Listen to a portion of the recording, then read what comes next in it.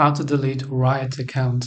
Hey everyone, welcome back to the channel. In this video, I'm going to guide you through the steps on how you can delete your Riot Games account. So make sure to watch the video till the end.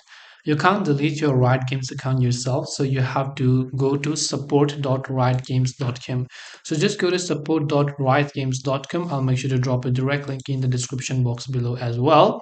Then once you've done that, under account management, here you can see an option that says account deletion. So click on account deletion option here and you will see this type of interface. Now, if you don't understand the language, because it could be another language, just try using Google Translator to translate it. And just scroll down here, you can see deleting your Riot Games account. Are you the original creator of this account? Select yes and then click on start deletion process here. Now, it might take a couple of days. You can see you will have 30 days to change your mind. And if you notify within 30 days to them that you want to not delete your account, they can reactivate the account for you, or after 30 days your account will get permanently deleted, but until 30 days it is only going to remain temporarily deactivated. So anytime you want to change your mind, you want to simply select confirm start deletion process, but you can just verify these details if they're correct or not.